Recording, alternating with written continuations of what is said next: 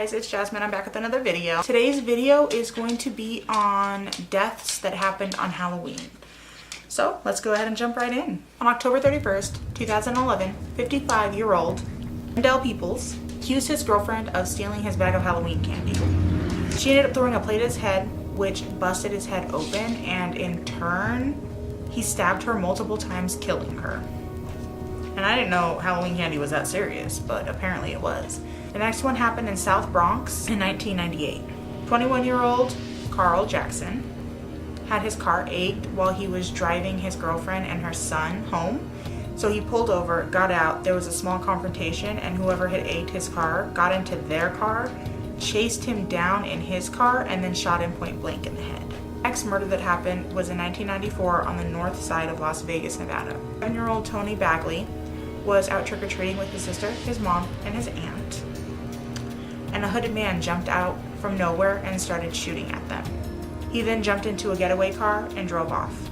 His sister was shot in the liver, his aunt in her leg, and his mother in the chest. They all survived, but unfortunately, what's interesting is his biological father was then arrested a couple years later for car shootings, but Tony's murder has never been solved. 1957 in Los Angeles, California, Peter Fabiano was having marriage problems with his wife Betty. She ended up shacking up with a woman named Joanne Rabel. Eventually, Fabiano and Betty reconciled their marriage, but Joanne was very, very, very jealous. She conspired with another woman named Goldie Heiser to murder Fabiano. They figured the best night to do it was Halloween because nobody would suspect anybody walking around in a Halloween mask, which, I mean, if you think about it, pretty ingenious. Rebel ended up putting a costume together of red gloves, face paint, and a mask. They sat for 2 hours outside of the Fabiano residence waiting for him to fall asleep. Once they saw that his bedroom light was off, they went up to the door, rang the doorbell. When Peter answered, he was shot in the chest with a .38 caliber handgun and was murdered. On Halloween night in 2008, there was a convicted drug dealer named Patrick of Sumter, South Carolina. He heard a knock on his door and he thought that it was a rival gang member, so instead of opening it, he shot 22 bullets through the door with his fully automatic AK-47. Unfortunately, it wasn't a rival gang member, it was 12-year-old trick-or-treater TJ Darrison. TJ's dad was also hit and his little brother was also hit, but they survived. Here's another one for you guys. Even though John D. White served time in prison stabbing a woman and murdering another woman, he was actually hired as a pastor at a local Michigan church. Now, John lived in a trailer park and he became romantically involved with a female resident and oftentimes helped take care of her 3-year-old grandson. On Halloween night in 2012, while the woman's grandson was in the trailer, John knocked the boy's mom out with a rubber mallet, strangled her to death with a plastic zip tie. He then stuffed her body into a garbage bag and he dumped her in a field.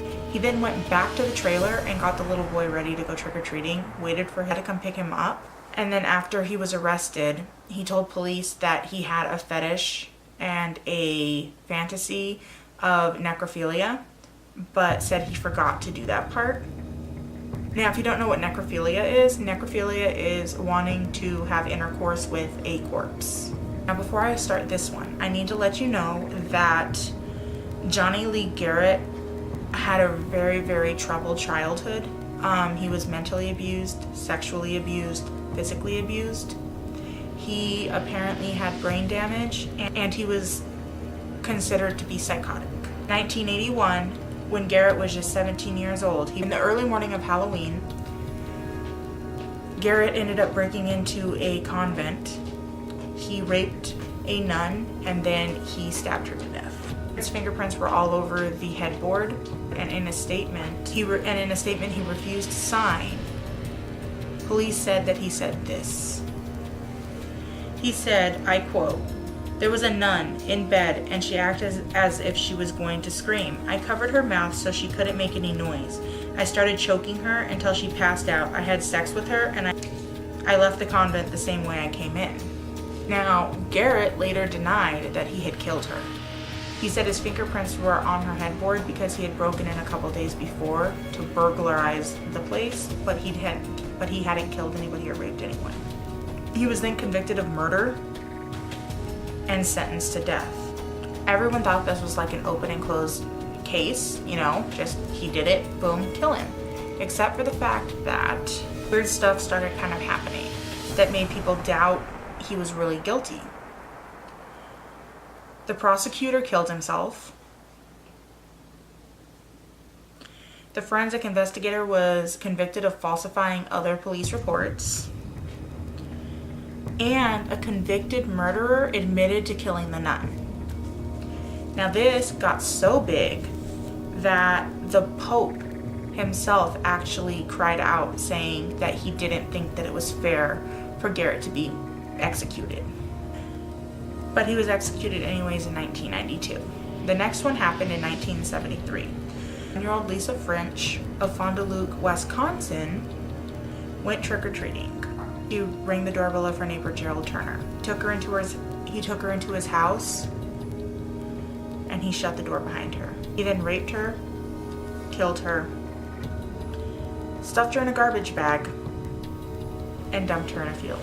He later wrote, "I can still see you standing in the doorway with that felt hat, beaming at having recognized me. Then I saw the delight in your eyes turn to fear as I closed the door behind you." Even though he was convicted and he made that quote, he was later paroled and he's a free man. And that's going to be it, you guys. Those are some of the murders that I found that happened on Halloween. If you like this video, go ahead and give it a like, subscribe, and I'll see you in the next one. Bye.